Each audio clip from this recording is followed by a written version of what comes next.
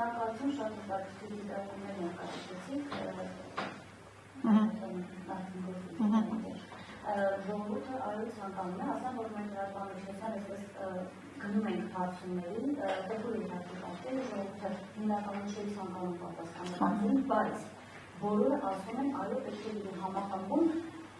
ասելով հետևյալը, բայց մենք նախկիններին չենք ուզում։ Մենք ուզում ենք հասկանալ հետևյալը։ Ընդդիմադիր դաշտի համախմբումը ինչպես պատկերացնել, եթե նախկինների մի կողմ թվում, միանշանակ ժողովուրդն ասում է, եթե նախկինները եկան, նախկին մենք անգամ ասում են կարող է ընտրել Նիկոլ Փաշինյանին, դեռ այդ խայտարակ այդ միտքը իրենց մեջ կա, մեր ժողովրդի մեջ կա, չգիտեմ գուցե ընդդիմությանը չի հաջողվել այս ընթացքում կոտրել այդ մտածելությունը, բայց դա կա, հիմա համախմբում ասելով, ինչպես է պատկերացնում, որ ուժերի դաշտում նախկինները պետք է լինեն այդ համախմբաններ, Ռոբերտ Քոչարյան, Լևոն Տեր-Պետրոսյան, Սերժ Սարգսյան, թե դուք պատկերացնում եք մարդիկ, ովքեր նախկիններից հեռու, բայց ընդդիմադիր դաշտում են, որտեղ այդտեղ էլ բաներ կան, հա, ընդդիմադիրներ կան, որոնք Նիկոլ Փաշինյանի սատելիտ ուժեր են, ընդդիմադիրներ կան, որոնք Փաշինյանը ընդդիմադիր չէ։ Գաղափարական հենքի հիման վրա։ Նախկինների պահովել է Հա, լավ, ասեք ես մի բան ասեմ։ Ես ձեզ ասեմ,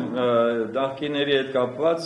ես կարծում եմ մարդիկ իրենք պետք է գնահատեն իրենց առաջարածը եւ որոշեն ինչպես պետք է վարվեն, որովհետեւ չեմ կարծում, որ մենք հիմա պետք է քաղաքական ուժերին գնահատական տանք, քաղաքական ուժը եւ անհատները դա դա լրիվ ուրիշ հարց է։ Ինչ վերաբերում է թե ում միասնությունն ենք տեսնում, անկեղծ ասում եմ, եթե չի հաջողվում քաղաքական ուժերի միասնություն, չնայած մենք դա փորձը լավ ունենք 95, 96, 2003 այդ ամբողջը մենք դա իրականացրել ենք, բայց եթե այսօր դա չի հաջողվում, հա, ապա ես գտնում եմ, որ դա կարող է լինել, ինչ որ հիմա նոր ասեցի, դա կարող է լինել ապագա կառավարության կազմով հանդես գալը, որը նույնպես ներկայացվում է։ Այլ բան է, թե ով պետք է տանի այդ, որովհետև ընտրություններին պետք է մասնակից լինեն անպայման քաղաքական ուժերը, կուսակցությունները։ Տարբերակներ դեռ կա, ես չեմ կարող հիմա միանշանակ ասել որն է ճիշտ, բայց այն որ անհրաժեշտ է, որ տեսեք, ինչ ենք մենք առանձնացրել առաջին հերթին ազգային անվտանգությունները, դա թողնենք, հիմա դրա ժամանակը չի ցավոք, բայց եթե մենք կարողանում ենք այս կարևորագույն սկզբունքների շուրջ գալ համաձայնության, ինչպես մենք արել ենք նախկինում, ապա մենք կարող ենք գնալ, բայց մի խնդիր էլ կա, այդ եթե հաջողվում է եւ հաղթում է այդ քաղաքական միավորը, ապա դրանից հետո անհրաժեշտ է լինելու կարճ ժամանակում անցկացնել նոր ընտրություններ, որովհետեւ այնտեղ շատ խնդիրներ են առաջանալու, դրա համար ես կարծում եմ, որ դա լինելու է ժամանակավոր կառավարություն կամ ժամանակավոր այդպիսի կառավարման ձև, որը որ պետք է բերի փոխի իրավիճակը երկրում, նորից բերի միասնության, այս ատելություն, հայոյանք եւ այլը պետք է վերանա մեր հասարակության լեքսիկոնից։ Շատ հարցեր կան։ Դրա համար այս պահին շատ լոկալ ու շատ հստակ խնդիր է պետք դնել ձեր առջև եւ իրականացնել դա։ Ես մի բան ասեմ, էլի, եկեք դուք եւ հասարակությունը նախկինները ասելով նկատի ունի անձերի, չէ, երևի թե 3 նախագահներին, առաջին, երկրորդ եւ երրորդ։ Ես ընդհանրապես չեմ անդրադառնա հարցումների արդյունքին, որովհետեւ վարկանիշները եւ հակավարկանիշները շատ բարձր են, իրոք ճիշտ եք, բայց ես Նրանց հակավարկանիշը շատ բարձր է, իրականում ցածր չի էլի, եթե ցածր լիներ վարկանիշը դրական կլիներ, բայց խնդիրը հետևյալն է, ու մենք համարում նախկին, տեսեք, հանրապետական կուսակցությունը, Սերժ Սարգսյանն նրա նախագահն է, բայց հանրապետական կուսակցությունը գործում է, չէ, ՀՈՀԻԴ-ն, որը սատարում է հիմա եւ գտնվում է Ռոբերտ Քոչարյանի հետ դաշինքի մեջ, արդեն գրեթե 140-ամյակը բոլորող իր կուսակցությունն է, դու չես կարող այդ կուսակցություններին հեռացնել, Այստեղ իմ կարծիքը դաշտից եւ ենթադրենք հաշվի չառնել իրենց թեկուզ, չգիտեմ, 5, 6, 10, 12% այդ իրենց վարկանիշը։ Այսինքն ես կարծում եմ հախուռն մերժումը, դա իհարկե սարսափելի էր, բայց ես ձեզ հետ համաձայն եմ, որ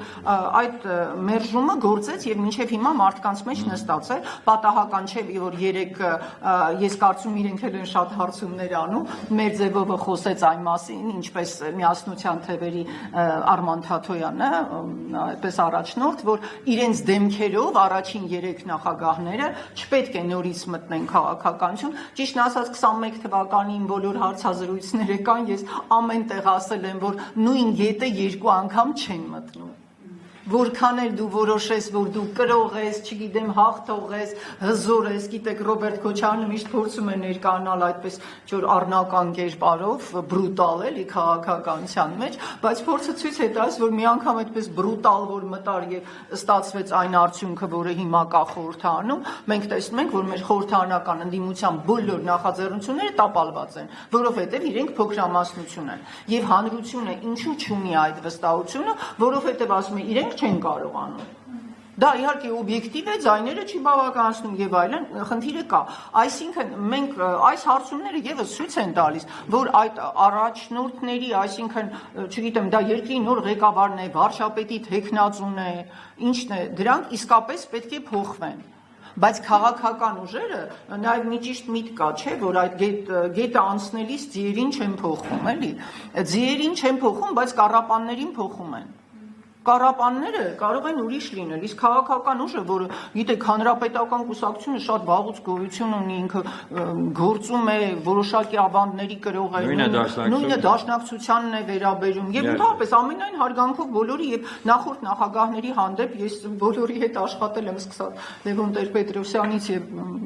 վերջացրած, բայց խնդիրն այն է, որ այո, կուսակցություններից հրաժարվել կամ ինչ որ նրանց ասել, որ դուք մի մտեք քաղաքական պայքարի մեջ, դա ոչ միայն լուրջ է, հակաքաղաքական է եւ հակահասարակագիտական է, բայց առաջնորդները այդ մարդիկ պետք է ունենան այնքան քաղաքական խիզախությունն ու երրորդ նախագահը կարծես դա այդպես զգուշորեն ցուցաբերում է, որ ինքը չի ուզում վերադառնալ իշխանություն, այո, քանիցս հայտարարել է, երկրորդ նախագահը չի հայտարարում, առաջին նախագահը դե գիտեք արդեն շատ պատկառելի տարիքի մարդ է, ինքը եւս կարծես չունի հավակնություններ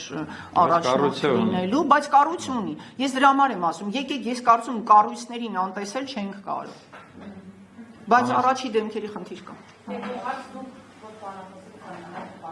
Համաձայն եք, որ ընդհանրություններով հնարավոր է իշխանափոխություն, հատկապես Եվրամիության աջակցությունների ներիշխանությանը, Մոլդովայի մեթոդոլոգիայի ինչ հետաքննությունների եւ այլն, եւ երկրորդ հարցը, այսինքն ձեր փորձը ինչ է ցույց տալիս, մի քիմիատորիզմեր չունի եւ այլն, ինչպես ինքը գնալ է ամեն ինչին եւ գուցե մարդկանց պետք է ասել ավելի շատ ինչ կլինի, եթե 26-ին ընդդիմի ԿՊ-ն ինչ է անելու նա, ինչ ծրագրեր կյանքի կկոչվեն, ինչ կլինի Հայաստանի հետ, եթե ընդդիմի ԿՊ-ն Ինչ վերաբերում է ձեր երկրորդ հարցին, հետո կանդրադառնամ առաջինին։ Մենք դա անում ենք ամեն օր։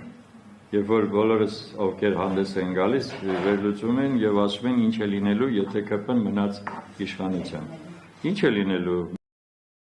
Մենք հիմա տեսնում ենք շատ པարզ այդ օրինակը երևի ձեզ համար նույնպես արդեն հայտնի է, որ Էրդողանը որոշում է, թե ով է լինելու կաթողիկոսը Հայաստանում, հա։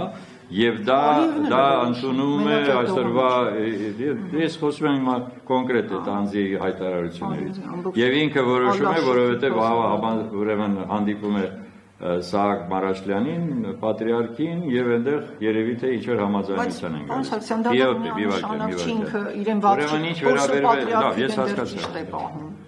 Ինչ վերաբերում է ուրեմն այն հարցին թե ինչ է անելու ինքը հայտարարում է, որ ես ընդամենը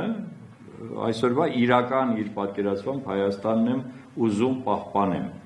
Այդ իրական Հայաստանը պահպանելու համար անհրաժեշտ է, որպեսզի ոչ միայն իր ցանկությունը լինի, այլ ինքը պետք է լինի հզոր Հայաստան, անվտանգ, որովհետև հարևանները ոչ թե հարևան են, այլ ողերին թշնամի են։ Ուրեմն կնշանակի մենք պետք է հասկանանք, թե ինչպիսի քաղաքականությամբ կարող ենք փոխել այդ իրավիճակը։ Մենք դա կասենք եւ հիմա էլ ենք ասում։ Այո, պետք է լինեն այն դաշնակից երկրները, որոնք որ այո, իրենց շահերը պաշտպանելով այս տարածաշրջանում նաև կլինեն մեր բարեկամ երկիրը։ Դա նույնպես իրողություն է, որից հեռու չես կարող գնալ։ Ինչ վերաբերում է Եվրոպային, տեսեք, այդ ցինիկ հայտարարությունը, որի փրտը իրենք տրամադրում են 15 միլիոն դոլար եվրո ներողություն, որպեսզի հիբրիդային ուրեմն այդ պայքարում Հայաստան իրեն պաշտպանի, դա նշանակում է, որ դրանք միանշանակ խառնվում են մեր ներքին գործերի։ Հիմա գալով ձեր առաջի հարցին, ինչպես անենք, որպեսզի ուրեմն այդ ընտրությունների ժամանակ լինի, թե մինչև ընտրություն։ Գիտեք, փորձը ցույց է տալիս հետևյալը. երբ որ դուք կարողանում եք հասարակության հետ միավորվել եւ հասարակությունը հավատ ունի ձեր նկատմամբ, այդ դեպքում իսկապես դա այդ հաղթանակը գալիս է։ Ճիշտ է, մենք մի հատ փորձ ունենք, որը ցավոք սրտի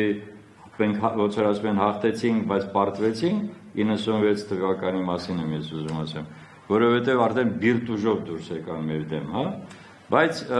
հիմա ես կարծում եմ, որ պետք է ոչ թե դա փորձ է, այլ պետք է անպայման այդ ճանապարհով գնալ։ Պետք է գնալ միավորելով հանրությունը, եւ մենք տեսնում ենք, որ ուրեմն կիրթ հասարակությունը մեր հատկապես կիրթ հասարակությունը պատրաստ է։ Իսկ նրանք, ովքեր որ պատրաստ չեն, ես ես հավատացնում եմ, այդպիսի իրավիճակ եղել է եւ նաեւ այդ թվականներին, երբ որ մարդիկ, որոնք ընտրել էին այսինչին,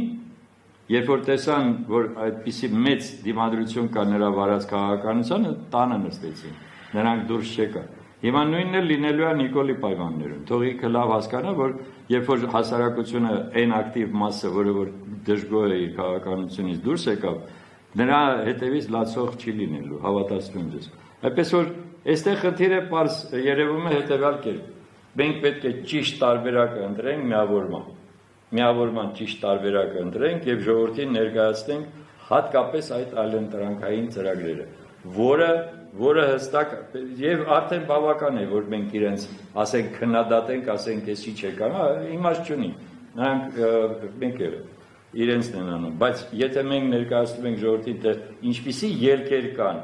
ոնց կարելի է գնալ եւ ինչպիսի հաջողության գալ հասնենք, այդ դեպքում նոր կհավատան մեզ եւ կգան մեր հետ։ Գիտեք, անկեղծ ասած, ես այնքան էլ չեմ հավատում ընտրությունների միջոցով Հայաստանում իշխանափոխությանը, հա, չէ, իր հարցին անդրադառնում ուղիղ, ճշգրիտ։ Չեմ հավատում, բայց ընտրություններից բացի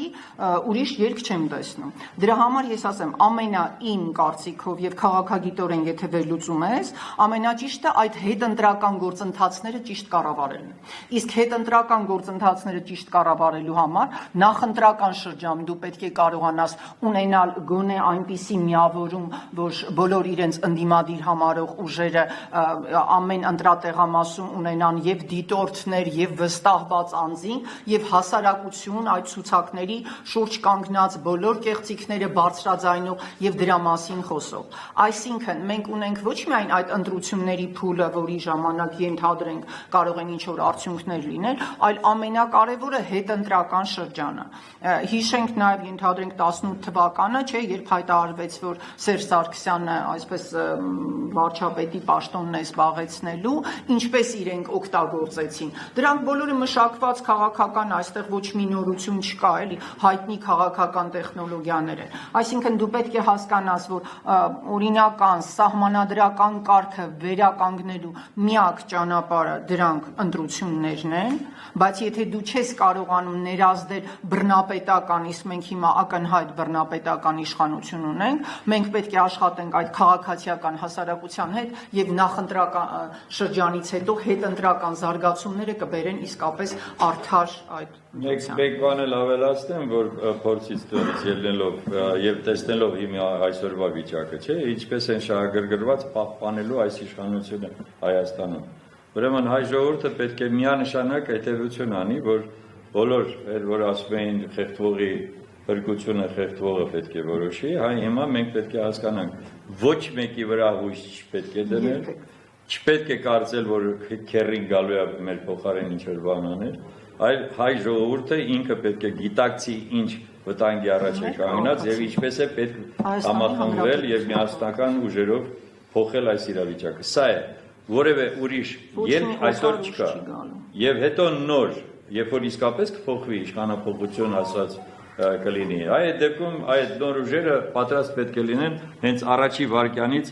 դիվանագիտական շատ լուրջ աշխատանք տանելու աշխարհով մեկ, հատկապես մեր Եթե կարելի բարեկամների։ մի հարց էլ, այ մոլդովական սցենարի մասին խոսեցիք։ Հիմա բոլորը վախեցնում են, չէ՞, մոլդովական սցենարը, ով է մոլդովական սցենարով ԿՊ-ն կվերարտադրվի։ Այդ սցենարը մեզ մոտ չի գործելու։ Իրենք կարող են կուսակցությունները արգելել, փակել։ Բայց տեսեք, Սանդուն ընտրվեց, Փարքասում մեր ընտրական օրենսգիրքը այնպիսին է, որ դրսի քաղաքացիները ընտրելու իրավունք չունեն։ Այո։ Այսինքն այդ առում ինքը կարող է փակել կուսակցություններ, արգելել, գիտեք հիմա ինչքան քաղբանտարկյալների թիվը կարող է առասպելականի հասնի, բայց դա ավելի բերելու է քաղաքացիական հասարակության զայրույթին։ Այսինքն եկեք հասկանանք, որ այդ 12 էր թե 15 միլիոն եվրոն, որ տալիս էր Եվրամիությունը, ոչ մի նշանակություն իրոք չի ունենալու։ Եկեք չընկճենք նաև մարդկանց, որ բոլորը, չգիտեմ, դե մենք գումարը տվել են, եւ մի բան էլ ասեմ, ես կարծում եմ բոլորը համաձայն կլինեն։ Հիմնական քաղաքական ուժերը հաշվի են նստում նրա հետ, ում կողքին ուժն է, ով կարողանում է հասնել իշխանության։ Եթե մենք կարողանում ենք հասնել իշխանափոխության, ես ձեզ երաշխավորում եմ նույն այդ Եվրամիությունը, նույն Թրամփը, նույն Ռուսաստանը եւ բոլոր Չինաստանը, Իրանը, բոլոր աշխարհաքաղաքական ուժերը հաշվի են նստելու։ Այնպես չէ, որ իրենք միայն եթե Նիկոլը չեղավ, երես են թեքելու Հայաստանի հետ խզելու են, չկա այդպիսի բան։ Այո, եկեք մեր հասարակությանը ցույց տանք, որ այստեղ կարևորը կանգնել եւ ճիշտ ընտրություն կատարել ու դրանից հետո բոլորը մեզ հետ հաշվի կնստեն։ Համեցեք։ Այս օրերին մենք բազմաթիվ սոցիալական արդյունքներ ենք լսում, ամեն